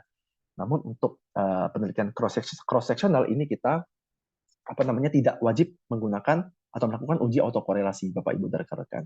Ya, kalau mau dilakukan silakan, kalau tidak juga tidak masalah. Karena kan kalau data itu satu waktu saja, kita tidak bisa mengcompare gitu ya, karena kalau datanya kita hanya sebar sekali, kita mau compare dengan data yang mana gitu, karena sementara data kita hanya satu waktu saja. Jadi itu dia mengapa autokorelasi ini tidak wajib dilakukan kalau misalkan data kita adalah cross-sectional atau penelitian kita cross-sectional yang biasanya kita menggunakan kuesioner, kita hanya sebar sekali waktu saja. Seperti itu. Nah, masalahnya adalah untuk melakukan uji asumsi klasik, Bapak Ibu dan rekan-rekan, ya ini ada 3 uji yang kita lakukan, normalitas, heteroskedastisitas, dan multikolinearitas. Dan untuk melakukan atau menemukan ketiga hasil ini, kita bisa lakukan dengan sekali klik, Bapak Ibu dan rekan-rekan. Ya, jadi sebenarnya kalau misalkan Bapak Ibu atau rekan-rekan misalkan cari di Google atau cari di sumber lain, sebenarnya ada banyak metode untuk melakukan masing-masing pengujian ini. Jadi misalkan untuk uji normalitas ada banyak metode gitu ya. Kalau heteroskedastisitas juga ada banyak metode dan lain-lain ya. Namun metode yang saya jelaskan ini adalah metode yang menurut saya paling banyak digunakan, cukup mudah membacanya, dan tadi artinya dalam waktu hanya dengan sekali klik saja, sekali proses kita dapat tiga-tiganya. Bapak Ibu dan rekan-rekan gitu ya. Nah, caranya adalah seperti ini. Kita kembali ke data ya. Jadi kita balik ke data view ini Bapak Ibu dan rekan-rekan. Lalu kita klik analyze. Ya, analyze, lalu regression linear. Ya, kita klik analyze, regression linear Bapak Ibu dan rekan-rekan. Ya, analyze, regression linear, kita klik. Nah, di sini ada kolom dependent dan independent. Nah, di sini kita masukkan variabel dependent kita Bapak Ibu dan rekan-rekan. Dalam hal ini adalah loyalty. Ya, jadi kita masukkan variabel customer loyalty di kolom dependent. Caranya adalah kita klik variabel loyalty, kita klik panah yang ini. Maka dia akan masuk otomatis ke variabel dependent. Nah, sisanya untuk X1, X2, dan X3 ini kita masukkan ke kolom yang independen. Jadi, caranya adalah kita klik X1 di sini engagement, tekan shift di keyboard, lalu kita klik variabel terakhir yang kita ingin uji. Maka seluruh variabel kita akan, atau seluruh variabel independen kita akan terblok atau terhighlight. Kita klik panah yang ini, Bapak Ibu dan rekan-rekan. Maka otomatis akan masuk ke independen. Gitu ya. Nah, lalu di sini ada banyak pilihan Bapak Ibu dan rekan-rekan. Ada statistik, plot, save, option, dan seterusnya. Nah, pertama kita klik bagian statistik Bapak Ibu dan rekan-rekan. Ya, statistik di sini kita klik, lalu di bagian sini Bapak Ibu dan rekan-rekan gitu ya, di bagian kolom ini atau di bagian menu sini ada tulisannya collinearity diagnostic. Ya, jadi ini collinearity diagnostic ini adalah metode pengujian atau indikator pengujian untuk mengetes ya uji multikoliniaritas. Jadi apakah terjadi multikoliniaritas atau tidak di penelitian atau data kita. Ya, jadi kita centang Bapak Ibu dan rekan-rekan. Ya, collinearity diagnostic ini kita centang karena ini akan menjadi hasil yang kita akan jadikan acuan untuk menguji atau melakukan uji multikoliniaritas. Nah, jadi collinearity diagnostic kita centang, kita continue Bapak Ibu. Ya, klik continue, lalu kita masuk ke menu berikutnya yaitu plots. Nah, di bagian plots ini ada beberapa kolom yang kita harus isi Bapak Ibu dan rekan-rekan ya di menu plots ini gitu ya. Nah, di bawah sini di sini ada apa checkbox atau ada menu normal probability plot. Nah, ini kita juga centang Bapak Ibu dan rekan-rekan. Ya, normal probability plot atau normal PP plot atau normal PP plot. Ya, jadi nanti dari hasil atau dari grafik di normal probability plot ini kita bisa melakukan uji normalitas atau menentukan data kita normal atau tidak Bapak Ibu dan rekan-rekan. Nah, berikutnya setelah kita centang normal probability plot ini kita masuk ke yang atas ini Bapak Ibu dan rekan-rekan, yaitu scatter plot. Ya, jadi ada Y, ada X. Nah, Y dan X ini kita harus isi Bapak Ibu dan rekan-rekan.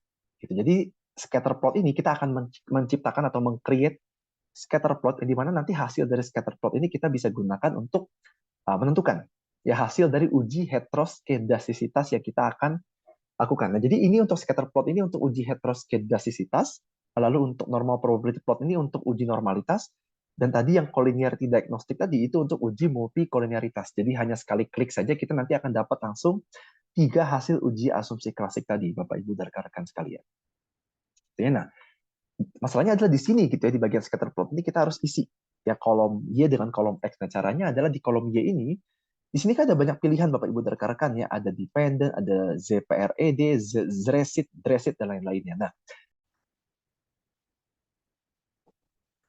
Nah, untuk scatter plot ini Bapak Ibu dan rekan-rekan sekalian, di bagian Y ini kita klik yang ini ya, Zresit ya, SRESID. Jadi kita masukkan ke Y, lalu yang X ini kita masukkan yang ini Bapak Ibu dan rekan-rekan. Ya, ZPRED atau Z ya Zpred ya, ZPRED ini kita masukkan ke X gitu. Jadi Zresit ya, SRESID, masukkan ke Y, lalu yang setelah itu kita continue, langsung kita klik OK. Bapak Ibu dan rekan-rekan, maka seluruh hasil yang tadi kita inginkan itu sudah otomatis akan tercipta. Nah, seperti ini Bapak Ibu dan rekan-rekan.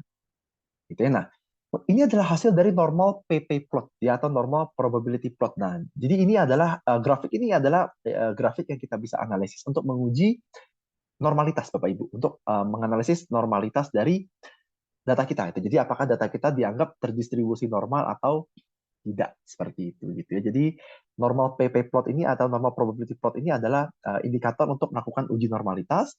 Kalau kita scroll ke bawah, di sini ada scatter plot. Ini adalah indikator untuk melakukan uji heteroskedastisitas. Lalu kalau kita scroll ke atas, di sini ada tabel. Di sini Bapak Ibu dan rekan-rekan ya, di tabel koefisien ini, itu di paling kanan ada kolom collinearity diagnostic, lalu ada nilai VIF di sini. Ya, nilai VIF atau VIF ya. Jadi kepanjangannya adalah Variance Inflation Factor. Nah, nilai VIF inilah yang akan kita jadikan acuan untuk melakukan uji multikoliniaritas seperti itu. Nah, pertama kita akan mulai dari uji multikoliniaritas terlebih dahulu Bapak Ibu dan rekan-rekan. Nah, jadi artinya adalah di dalam uji multikoliniaritas, data yang baik itu adalah data yang tidak terjadi multikoliniaritas. Jadi kalau di penelitian kita datanya ini tidak ada multikoliniaritas, maka data atau model kita bagus. Artinya lolos uji multikoliniaritas. Namun kalau terjadi multikoliniaritas antar variabel independen, maka data kita bisa dikatakan kurang bagus, maka harus ada ada penyesuaian gitu ya. Jadi agar tidak terjadi multikoliniaritas pada data kita atau penelitian kita seperti itu. Nah, untuk lolos uji multikoliniaritas atau untuk memastikan bahwa memang data kita tidak terjadi multikoliniaritas gitu ya Bapak Ibu dan rekan-rekan, kita bisa melihat nilai VIF ini Bapak Ibu dan rekan-rekan sekalian. Nah, jadi data itu dikatakan tidak terjadi multikoliniaritas kalau nilai VIF-nya ini di bawah 10. Ya, nilai VIF yang di kolom paling kanan ini di bawah 10 Bapak Ibu dan rekan-rekan. Jadi kalau di bawah 10 maka kalau seluruh nilai VIF dari seluruh variabel ini di bawah 10, maka data kita itu tidak terjadi multikoliniaritas, maka bisa disimpulkan uji multikoliniaritas kita lolos. Seperti itu. Nah, kita bisa lihat di sini Bapak Ibu dan rekan-rekan, nilai VIF-nya untuk semua variabel ternyata sudah di bawah 10. Jadi 1,68, 1,69, dan 1,37 ya. Jadi artinya semuanya sudah di bawah 10, maka bisa dikatakan tidak terjadi multikoliniaritas atau tidak terjadi multicol. Maka uji multikoliniaritas kita lolos. Nah, kita beri centang dulu Bapak Ibu dan rekan-rekan ya. Kita beri centang untuk memisahkan bahwa uji multikoliniaritas kita lolos. Ya karena nilai VIF-nya di bawah 10. Nah, yang ini Bapak Ibu dan rekan-rekan ya, nilai VIF-nya di tabel koefisien di bawah 10. Nah, uji multikoliniaritas selesai, kita masuk ke uji normalitas Bapak Ibu. Nah, untuk membaca hasil uji normalitas ini sebenarnya cukup mudah Bapak Ibu. Ya, jadi dengan menggunakan normal probability plot atau normal PP plot. Nah, di sini ada garis diagonal Bapak Ibu dan rekan-rekan. Jadi kalau kita lihat gitu ya, jadi di tengah-tengah lingkaran, jadi lingkaran-lingkarannya adalah data kita Bapak Ibu dan rekan-rekan. Ya, data kita gitu ya. Jadi di sini ada garis diagonal. Nah, data kita itu dikatakan lolos uji normalitas kalau misalkan seluruh data kita itu mengikuti garis diagonal. Yang mengikuti garis diagonal dan mendekati garis diagonal. Jadi kalau misalkan seperti ini Bapak Ibu dan rekan-rekan ya, ini kan mengikuti ya. Jadi seluruh data mengikuti garis diagonal dan cenderung mendekati. Gitu. Jadi kalau mungkin saya ditanya, Pak, bagaimana contohnya gitu ya, data itu tidak normal. Jadi kalau data tidak normal itu misalkan gitu ya, data-data atau lingkaran-lingkaran ini dia di sini Bapak Ibu dan rekan-rekan. Ya, dia menjauh di sini atau di sini. Nah, itu berarti datanya tidak normal. Berarti harus ada penyesuaian terhadap data kembali. Namun karena di sini kita bisa lihat gitu ya, meskipun di sini mungkin agak sedikit melebar gitu ya. Namun karena ini masih hitungannya mendekati garis diagonal dan dia mengikuti garis diagonal arahnya gitu ya, data-datanya, maka bisa dikatakan data ini normal. Maka uji normalitas bisa dikatakan lolos. Ya, jadi itulah bagaimana caranya kita menentukan data kita normal atau tidak Bapak Ibu dan rekan-rekan distribusinya. Nah, jadi kita lihat dari garis diagonal ini, kalau misalkan dia mendekati garis diagonal dan seluruh datanya gitu ya. Jadi lingkaran-lingkaran ini adalah data kita. Kalau seluruh data atau seluruh lingkaran ini mendekati garis diagonal dan mengikuti garis diagonal, pattern atau modelnya, maka bisa dikatakan data kita normal dan uji normalitas kita lolos seperti itu. Nah, jadi karena contoh ini kita menunjukkan bahwa data kita memang mendekati ya, cenderung mendekati garis diagonal dan mengikuti garis diagonal, maka data kita lolos. Maka uji normalitas kita lolos Bapak Ibu dan rekan-rekan. Nah, terakhir kita akan menganalisis hasil dari uji heteroskedastisitas. Nah, jadi kalau normal PP plot ini kita untuk menganalisis normalitas, kalau kita scroll ke bawah, maka di sini ada scatter plot Bapak Ibu dan rekan-rekan. Ya, jadi scatter plot ini adalah untuk menganalisis gitu ya, apakah datanya itu tersebar dengan baik atau tidak. Nah, jadi ini untuk menguji heteroskedastisitas. Nah, jadi uji heteroskedastisitas kita itu dikatakan lolos apabila seluruh data kita menyebar secara merata di kiri, kanan, atas, bawah. Nah, di sini kita bisa lihat Bapak Ibu dan rekan-rekan ya. Di sini ada 0. Jadi di sumbu Y dan sumbu X ini masing-masing ada sumbu 0 gitu ya, atau sumbu netral. Nah, jadi sumbu 0 ini kalau kita tarik garis virtual seperti ini Bapak Ibu dan rekan-rekan ya, kita tarik garis virtual seperti ini. Yang di bawah juga sama, kita tarik garis virtual seperti ini gitu ya. Kita bisa melakukan pengecekan. Jadi ini mungkin saya print screen lalu saya pindahkan ke Paint misalkan. Jadi agar saya bisa lakukan coret-coret Bapak Ibu. Jadi scatter plot. Nah, di sini ada. Jadi untuk mempermudah kita menentukan apakah memang data kita tersebar normal atau tidak gitu ya. Di sini kita bisa lihat Bapak Ibu dan rekan-rekan. Jadi di sini ada titik 0, yaitu sumbu Y ya, titik 0, sumbu vertikal titik 0, di sumbu horizontal juga ada titik 0. Nah, ini kita tarik garis secara virtual seperti ini Bapak Ibu dan rekan-rekan. Nah, seperti ini. Nah, jadi data kita itu dikatakan tersebar dengan baik gitu ya. Kalau misalkan di setiap sisi ini itu data kita tersebar. Ya, jadi artinya kalau misalkan datanya tersebar di bawah 0, di atas 0, di kiri 0, dan di atas 0, maka bisa dikatakan uji heteroskedastisitas kita lolos, Bapak Ibu dan rekan-rekan sekalian. Nah, kalau kita cek di sini dari hasil ini kita bisa lihat Bapak Ibu dan rekan-rekannya bahwa datanya tersebar gitu ya, tersebar cenderung menyebar di bagian sini, sini, sini, dan sini. Seperti itu. Jadi karena datanya tersebar secara baik gitu ya, maka bisa dikatakan uji heteroskedastisitas kita lolos juga karena data kita tersebar dengan baik. Nah, kalau mungkin Bapak Ibu dan teman-teman bertanya gitu ya, Pak, kalau misalkan data itu tidak tersebar dengan baik, contohnya seperti apa? Contohnya misalkan gitu ya, jadi seperti tadi yang saya jelaskan, lingkaran-lingkaran ini menunjukkan atau merepresentasikan data-data kita, Bapak Ibu dan rekan-rekan. Nah, jadi kalau misalkan gitu ya, misalkan lingkaran atau data-data ini cenderung menyebar di sisi sini misalkan. Jadi di sini kosong, lalu menyebar di cukup apa maksudnya cenderung hanya menyebar di sisi atas ini saja gitu ya, maka kan dia akan mengumpul.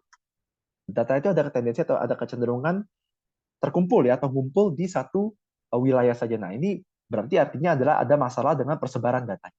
Namun kalau misalkan dia tersebar merata seperti ini untuk data-datanya gitu ya, jadi kita tarik garis 00 seperti ini, kalau dia tersebar merata maka bisa dikatakan data kita tersebar dengan baik gitu ya contohnya, dan uji heteroskedasisitas kita lolos seperti itu. Nah, berarti untuk uji heteroskedasisitas kita juga lolos Bapak Ibu.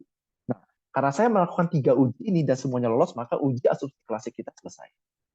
Artinya uji normalitas selesai, lolos, uji heteroskedasisitas juga lolos, dan uji multikoliniaritas juga lolos seperti itu. Nah, langkah ketiga selesai, kita akan masuk ke langkah terakhir Bapak Ibu dan rekan-rekan, yaitu uji regresi linier berganda. Ini adalah langkah keempat. Gitu ya. Dan di dalam melakukan uji regresi linier berganda ini, itu kita ada 3 pengujian yang kita akan lakukan Bapak Ibu dan rekan-rekan. Ya, jadi ada yang namanya uji nilai R-square atau uji koefisien determinasi. Lalu ada juga yang kedua uji simultan atau uji F. Nanti akan saya jelaskan artinya apa Bapak Ibu dan rekan-rekan. Lalu ada uji parsial atau uji T. Ya sebentar, ini saya enter dulu. Uji parsial atau uji T Bapak Ibu dan rekan-rekan. Atau uji signifikansi. Nah, biasanya uji parsial ini, hasil yang kita peroleh di uji parsial ini kita akan jadikan patokan untuk menentukan gitu ya, apakah hipotesis kita diterima atau ditolak. Artinya, apakah pengaruh antar variabelnya signifikan atau tidak gitu ya. Lalu kita ingin menentukan dari situ apakah hipotesis kita ditolak atau diterima. Nah, jadi ada 3 uji yang kita akan lakukan untuk di dalam uji atau metode regresi berganda ini Bapak Ibu. Atau di dalam uji regresi linear berganda ini ada 3 uji yang kita akan lakukan, yaitu uji nilai R-square atau koefisien determinasi, uji F atau uji simultan, dan uji T atau uji signifikansi atau uji parsial. Nah, kita akan mulai dari uji yang pertama Bapak Ibu dan rekan-rekan, yaitu uji nilai R-square. Dan sama seperti uji asumsi klasik tadi Bapak Ibu dan rekan-rekan, ketiga hasil ini, baik uji R-square, uji F atau uji signifikansi atau uji parsial gitu ya, ketiga uji ini kita bisa dapatkan hasilnya sekali klik Bapak Ibu. Ya, jadi hanya sekali klik kita bisa dapatkan hasil pengujiannya gitu ya. Jadi mempermudah kita. Caranya adalah kita kembali ke SPSS Bapak Ibu dan rekan-rekan. Kita klik analyze, ya kita klik analyze, lalu regression linear. Nah, jadi menunya sebenarnya sama dengan ketika kita melakukan uji asumsi klasik tadi Bapak Ibu dan rekan-rekan. Ya, kita klik analyze, regression linear ya untuk kita memulai uji regresi linear berganda kita. Nah, seperti tadi saya jelaskan, kalau kita kita tidak close SPSS-nya, kita tidak tutup SPSS-nya, maka sistem atau settingan tadi akan tetap bertahan seperti ini Bapak Ibu dan rekan-rekan. Jadi kita tidak perlu susah-susah untuk menginput kembali dari awal gitu ya. Nah, lalu mungkin kita harus lakukan perubahan adalah misalkan di menu-menu ini Bapak Ibu dan rekan-rekan. Yang kita harus sedikit lakukan perubahan. Jadi misalkan di menu statistik ini kita klik ya Bapak Ibu dan rekan-rekan. Kita klik menu statistik. Nah, lalu untuk yang collinearity statistik ya, collinearity diagnostic ini kita hilangkan saja. Centangnya kita hilangkan saja karena tadi kita sudah selesai gitu ya melakukan uji multikoliniaritas, kita hilangkan. Lalu kita klik yang ini Bapak Ibu dan rekan-rekan. Ya, nilai R-square. Ya, R-square change ini kita klik gitu ya. Jadi R-square change kita klik, lalu kita klik continue. Lalu kita masuk ke plots. Nah, ini kita hilangkan juga Bapak Ibu dan rekan-rekan. Ya, jadi untuk plots ya yang seperti ini gitu ya, kita pindahkan lagi ke kiri untuk semuanya gitu ya. Lalu untuk normal probability plot kita hilangkan juga Bapak Ibu dan rekan-rekan. Karena kita tidak butuh lagi datanya karena tadi kita sudah melakukan uji normalitas dan uji heteroskedasisitas, jadi sudah lolos, kita tidak perlu lagi datanya. Jadi kita hilangkan seperti ini, normal probability plot yang tadi kita centang, kita hilangkan centangnya. Lalu untuk X dan Y dan X yang tadi Zresit, Zepret dan Zresit gitu ya, ini juga kita hilangkan Bapak Ibu dan rekan-rekan. Seperti itu. Ya, lalu kita klik continue. Seperti ini. Ya, kita klik continue, lalu setelah itu kita sudah selesai Bapak Ibu dan rekan-rekan, ya kita selesai, lalu kita klik OK. Kita klik OK. Nah, maka di sini akan muncul hasilnya Bapak Ibu dan rekan-rekan sekalian. Akan muncul hasilnya gitu ya. Nah, jadi di sini kita bisa melihat Bapak Ibu dan rekan-rekan. Jadi kita bisa melihat gitu ya. Jadi untuk melihat nilai R-square itu kita bisa lihat dari tabel model summary. Ya, jadi ini ada 3 tabel Bapak Ibu dan rekan-rekan ya. Ada tabel model summary, lalu ada tabel ANOVA, dan ada tabel koefisien. Seperti itu ya, tabel model summary, ANOVA, dan koefisien. Nah, untuk di model summary ini Bapak Ibu, ini kita ingin melihat nilai R-square-nya. Kalau ANOVA, tabel ANOVA ini kita ingin melihat nilai uji F-nya tadi, ya uji simultan tadi, sementara kalau yang koefisien ini kita ingin melihat nanti hasil uji signifikansinya seperti itu.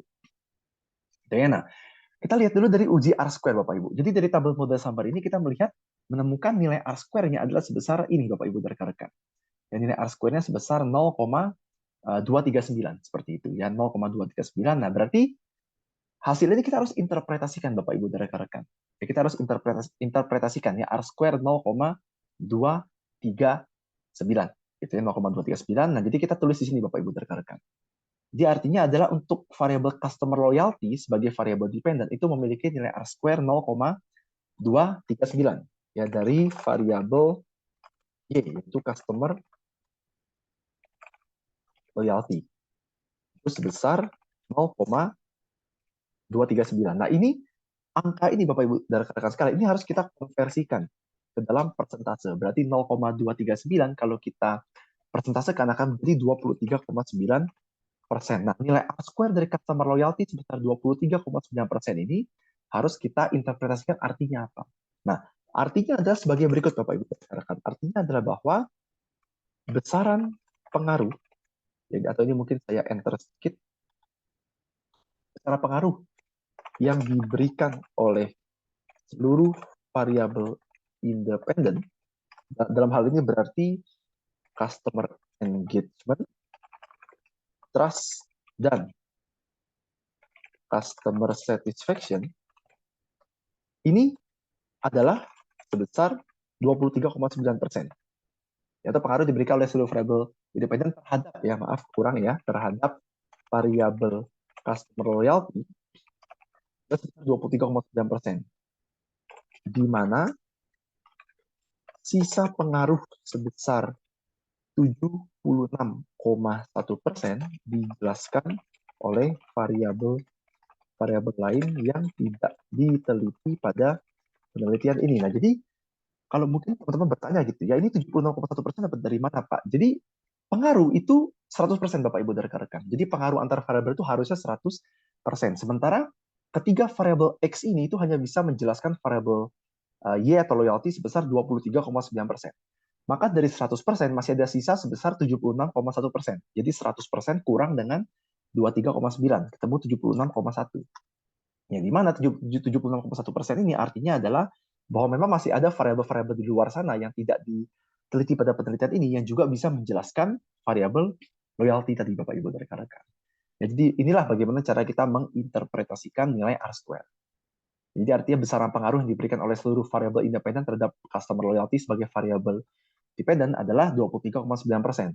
Berarti sisanya yaitu 76,1% yang kita dapat dari 100% kurang dengan 23,9, ini sisa pengaruhnya dijelaskan oleh variabel lain yang tidak diteliti pada penelitian ini. Jadi itu adalah bagaimana kita menginterpretasikan hasil R-square Bapak Ibu dan rekan-rekan. Itu ya. Nah, berikutnya kita masuk ke uji simultan Bapak Ibu. Jadi uji simultan atau uji F ini kita ingin melihat. Jadi kalau kita perhatikan di model ini Bapak Ibu dan rekan-rekan, di sini kan ada 3 variabel. Ya, ada engagement, trust, dan satisfaction. Nah, jadi artinya kalau kita melakukan uji simultan atau uji F, dari namanya Bapak Ibu ya, uji F atau uji simultan, artinya adalah kita ingin melihat gitu ya, bagaimana X1, X2, dan X3, ya, maaf Bapak Ibu ya, jadi X1, X2, dan X3, secara bersama-sama bagaimana pengaruhnya terhadap variabel Y. Ya, jadi kalau misalkan uji parsial, nanti kita akan lakukan uji parsial itu kita cenderung melihat per masing-masing variabel gitu. Maka untuk uji simultan kita ingin melihat Bapak Ibu dan rekan-rekan. Jadi artinya kalau kita gabung gitu ya X1, X2 dan X3 ini bagaimana pengaruhnya? Jadi apakah X1, X2 dan X3 ini atau seluruh variabel independen ini apakah ketika secara bersama-sama kita gabung gitu ya apakah efeknya itu signifikan di dalam mempengaruhi variabel Y gitu. Jadi apakah customer engagement, trust, dan customer satisfaction secara bersama-sama itu signifikan atau tidak gitu ya di dalam mempengaruhi variabel customer loyalty. Nah, ini kita lihat dari tabel ANOVA di sini Bapak Ibu dan rekan-rekan. Nah, di tabel ANOVA ini kita bisa lihat dari nilai signifikansi atau nilai sig yang di kolom paling kanan ini, Bapak Ibu dan rekan-rekan. Yaitu tabel ANOVA ini. Ya, jadi tabel ANOVA ini adalah hasil uji F atau uji simultan. Kita lihat nilai signifikansi ini, Bapak Ibu dan rekan-rekan. Gitu ya. Nah, jadi masalahnya adalah kalau nilai signifikansi gitu ya, kita penentuannya tergantung dari berapa tingkat alfa yang kita gunakan. Jadi seperti ini Bapak Ibu dan rekan-rekan. Gitu ya. Jadi kalau kita menggunakan tingkat alfanya 5%, maka batasan nilai signifikansinya adalah 0,05. Jadi artinya adalah kalau misalkan nilai sig tadi, nilai SIG atau signifikansi tadi di bawah sama dengan 0,05, maka bisa dikatakan pengaruh seluruh variabel independen secara bersama-sama terhadap variabel dependen adalah signifikan. Namun kalau di atas 0,05, lebih besar dari 0,05, maka dikatakan tidak signifikan. Itu kalau kita pakai alfa 5%. Tapi kalau kita pakai alfa 10%, maka batasan nilai signifikansinya adalah 0,10, Bapak Ibu dan rekan-rekan. Kalau kita pakai alfa 1%, batasannya 0,01. Jadi sebenarnya alfanya ini, itu setiap peneliti berbeda-beda, Bapak Ibu dan rekan-rekan. Jadi ini secara bebas, Bapak Ibu bisa tentukan, mau pakai alfa 1%, 5%, atau 10%. Nah, standarnya biasa kita gunakan 5%. Namun untuk penelitian ini, saya ingin berikan gambaran Bapak Ibu dan rekan-rekan ya, untuk penelitian ini saya gunakan alfa 10%. Maka batasan nilai signifikansi atau cut off value-nya atau nilai minimum signifikansi yang saya tetapkan adalah 0,10. Artinya adalah kalau misalkan nilai signifikansi di tabel ANOVA ini di bawah sama dengan 0,10, maka bisa dikatakan secara simultan seluruh variabel independen, engagement, trust, dan satisfaction itu secara signifikan mempengaruhi variabel loyalty. Namun kalau nilai signifikansi ini di atas 0,10, maka bisa dikatakan pengaruh seluruh variabel independen secara simultan atau secara bersama-sama itu tidak signifikan terhadap variabel loyalty sebagai variabel dependennya. Nah, kita bisa lihat di tabel ANOVA-nya Bapak Ibu dan rekan-rekan gitu ya, bahwa nilai signifikansinya 0,00. Ya, jadi 0,000. Jadi kita tulis di sini Bapak Ibu dan rekan-rekan ya, misalkan hasil pengujian atau hasil uji F atau uji simultan yang telah dilakukan, ya, jadi berdasarkan, maka diperoleh nilai signifikansi atau nilai sig ya pada tabel ANOVA adalah sebesar 0,000. Yang di mana gitu ya, bahwa yang di mana hasil ini, angka ini cenderung lebih kecil dari 0,10. Ya, maka 0,00 lebih kecil dari 0,10. Maka dengan demikian, maka dapat disimpulkan bahwa seluruh variabel independen di customer engagement, trust, dan satisfaction secara bersama-sama atau simultan mempengaruhi variabel customer loyalty. Ya, secara bersama-sama dan signifikan mempengaruhi variabel loyalty seperti itu. Ya, jadi ini adalah bagaimana cara kita menginterpretasikan hasil uji F atau uji simultan tadi Bapak Ibu dari rekan-rekan kalian. Jadi artinya adalah karena tadi di tabel ANOVA kita menemukan nilai signifikansi ini gitu ya, yang kolom paling kanan dari tabel ANOVA ini adalah 0,000, maka dia di bawah 0,10, maka bisa dikatakan secara bersama-sama seluruh variabel X yang kita teliti itu signifikan pengaruhnya terhadap customer loyalty. Seperti itu gitu. Jadi mungkin seperti ini kata-katanya gitu ya. Variabel independen secara signifikan atau secara bersama-sama gitu ya mempengaruhi variabel customer loyalty. Seperti itu. Nah, ini adalah uji F Bapak Ibu rekan-rekan atau uji simultan. Nah, terakhir kita akan melakukan uji signifikansi atau uji parsial. Nah, jadi berbeda dengan uji simultan. Jadi kalau uji simultan itu kita ingin mengetes atau menguji bagaimana pengaruh dari seluruh variabel independen secara bersama-sama terhadap Y, gitu ya, terhadap variabel dependen. Maka kalau uji parsial, ini kita ingin melihat, jadi dari namanya Bapak Ibu dan rekan-rekan, ya uji parsial, kita ingin melihat bagaimana pengaruh dari masing-masing variabel independen ini terhadap variabel Y. Seperti itu. Jadi, bagaimana pengaruh masing-masing dari X1 terhadap Y, X2 terhadap Y, X3 terhadap Y. Seperti itu. Karena secara bersama-sama ketika digabung mungkin saja signifikan, tapi kalau kita pisah, jadi artinya X1 ke Y sendiri, X2 ke Y sendiri, X3 ke Y sendiri, mungkin Ada kemungkinan mungkin ada yang tidak signifikan seperti itu. Nah, jadi untuk dan sama seperti uji F atau uji simultan tadi Bapak Ibu dan rekan-rekan, batasannya ada sama, kita menggunakan nilai signifikansi dan nilai signifikansi ini juga mengikuti berapa tingkat alfa yang kita gunakan. Jadi dan tingkat alfa yang kita gunakan ini harus sama dengan yang uji simultan tadi Bapak Ibu dan rekan-rekan. Jadi kalau di uji simultan tadi tingkat alfanya kita gunakan 10%, maka untuk uji parsial atau uji signifikansi ini kita juga gunakan alfa 10%. Dan cara membaca hasilnya pun sama Bapak Ibu dan rekan-rekan. Ya, jadi kalau nilai signifikansinya dari pengaruh antara variabel ini lebih kecil sama dengan 0,10, maka pengaruh antara variabelnya signifikan. Tapi kalau lebih dari 0,10, maka bisa dikatakan tidak signifikan. Seperti itu. Ya, nah, kita bisa lihat hasilnya dari ini Bapak Ibu dan rekan-rekan, ya, dari nilai signifikansi, gitu ya, dari nilai sig gitu ya, yang ada di tabel koefisien ini. Seperti ini. Gitu ya. Nah, bagaimana cara membaca? Cara membaca seperti ini Bapak Ibu dan rekan-rekan. Jadi di tabel koefisiennya ada nilai sig, lalu di sini ada variabel. Nah, jadi misalkan seperti ini Bapak Ibu dan rekan-rekan. Ya, di sini ada variabel customer engagement, ya, di sini ada variabel X gitu ya, X1, X2, X3 gitu ya, variabel engagement misalkan.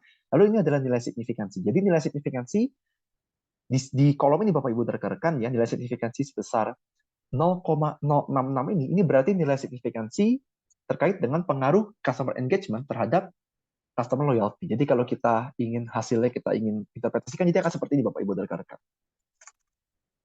Ya, jadi hasil uji parsial, uji signifikansi terkait pengaruh customer engagement atau X1 terhadap customer loyalty atau Y. Nah, jadi kita bisa lihat di sini Bapak Ibu dan rekan-rekan ya, bahwa berdasarkan hasil uji parsial yang telah dilakukan, diperoleh bahwa nilai signifikansi pengaruh dari engagement terhadap loyalty ini adalah sebesar, jadi kita lihat di sini Bapak Ibu dan rekan-rekan ya, sebesar 0,066 ya, di kolom ini Bapak Ibu dan rekan-rekan ya, 0,066. Ya, berarti yang dimana hasil ini atau nilai ini lebih rendah dari 0,10. Ya, karena kita menggunakan alfa 0,10, maka batasan nilai signifikansinya adalah 0,10 Bapak Ibu dan rekan-rekan ya. Maka nilai 0,066 ini lebih kecil dari 0,10. Maka dengan demikian dapat disimpulkan bahwa customer engagement itu secara signifikan mempengaruhi customer loyalty. Secara signifikan. Nah, berarti kalau misalkan signifikan, maka hipotesisnya diterima Bapak Ibu dan rekan-rekan. Maka hipotesis di atas didukung. Ya, kalau misalkan memang hipotesis Bapak Ibu sekalian atau rekan-rekan adalah tadi bunyinya, bahwa customer engagement berpengaruh signifikan atau berpengaruh terhadap loyalty. Maka kita bisa lihat dari sini Bapak Ibu dan rekan-rekan bahwa nilai signifikansi ya terkait dengan pengaruh antara customer engagement terhadap loyalty itu sebesar 0,066. Nah, 0,066 ini lebih rendah dari 0,10. Maka bisa dikatakan pengaruh dari customer engagement terhadap loyalty adalah signifikan di sini. Nah, ini untuk yang pertama Bapak Ibu dan rekan-rekan ya, untuk uji yang pertama. Nah, berikutnya kita akan melakukan uji yang kedua. Jadi yang kedua adalah X2 Bapak Ibu dan rekan-rekan ya, X2 atau trust ya. Jadi trust X2 gitu ya, trust terhadap customer loyalty. Nah, bunyinya sama. Nah, kita lihat hasilnya Bapak Ibu dan rekan-rekan. Ya, bahwa untuk trust di sini Bapak Ibu dan rekan-rekan ya, untuk trust ternyata nilai signifikansinya adalah 0,128. Ya, ini adalah nilai 0,128 ini adalah nilai signifikansi yang melambangkan pengaruh trust terhadap loyalty. Nah, jadi artinya nilai signifikansi dari pengaruh trust terhadap loyalty adalah 0,128 Bapak Ibu dan rekan-rekan. Jadi ini saya ubah dulu ya, bentar. Jadi berdasarkan hasil uji parsial yang dilakukan, diperoleh bahwa nilai signifikansi pengaruh dari trust terhadap loyalty adalah sebesar 0,128. Ya, di mana nilai ini lebih tinggi dari 0,10. Maka dengan demikian kita bisa simpulkan Bapak Ibu dan rekan-rekan ya, bahwa trust itu tidak berpengaruh Ya, tidak berpengaruh secara signifikan terhadap customer loyalty. Jadi artinya tidak mempengaruhi loyalty secara signifikan seperti itu. Ya, atau tidak berpengaruh ya terhadap customer loyalty. Ya karena dia nilai signifikansinya di atas atau lebih tinggi dari 0,1 Bapak Ibu dan rekan-rekan, yaitu 0,128, dan berarti hipotesisnya ditolak atau tidak didukung. Ya seperti ini Bapak Ibu dan rekan-rekannya, karena nilainya di atas 0,10 berarti hubungannya tidak signifikan. Artinya trust itu tidak berpengaruh signifikan atau tidak berpengaruh terhadap loyalty. Nah, yang terakhir kita akan lakukan kita akan lakukan pembahasan hasil uji parsial untuk pengaruh X3 atau pengaruh satisfaction terhadap customer loyalty Bapak Ibu sekalian. Ya, satisfaction atau X3 terhadap loyalty. Nah, ini saya ubah dulu. Gitu ya.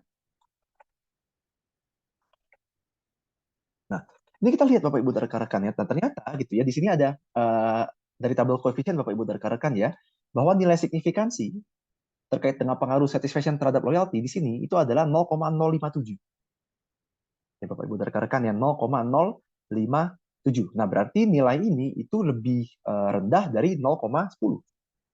Jadi 0,057 maka lebih rendah dari 0, lebih rendah dari 0,10. Jadi artinya pengaruh atau nilai signifikansi terkait dengan pengaruh customer satisfaction gitu ya terhadap loyalty itu adalah sebesar 0,057. Nah, karena nilai ini lebih rendah dari 0,10, maka kita bisa simpulkan bahwa customer satisfaction itu berpengaruh signifikan. Berpengaruh signifikan terhadap customer loyalty. Maka hipotesis di atas didukung atau diterima. Seperti itu. Jadi kalau kita melihat hasil dari hasil uji parsial di Bapak Ibu dan rekan-rekan sekalian, maka kita bisa simpulkan dari 3 pengaruh, 2 pengaruh signifikan atau 2 hubungan signifikan, yaitu engagement ke loyalty dan satisfaction ke loyalty, karena nilai signifikansinya itu di bawah 0,10 ya, karena saya menggunakan alpha 10% atau tingkat error 10%. Namun pengaruh trust ke loyalty ini tidak signifikan. Ya, karena nilai signifikansinya 0,128, yang dimana nilai ini cenderung di atas atau lebih besar dari 0,1 seperti itu, maka tidak signifikan. Jadi dari 3 hipotesis, 2 diterima, 1 ditolak seperti itu. Nah, mungkin kurang lebih seperti itu Bapak Ibu dan rekan-rekan terkait dengan penjelasan yang saya bisa berikan terkait dengan bagaimana kita menganalisis data gitu ya dengan menggunakan metode regresi linear berganda dengan alat bantu software SPSS. Nanti di sesi video berikutnya saya akan jelaskan bagaimana kita mengolah data yang ada mediasi dan moderasi dengan menggunakan SPSS seperti itu.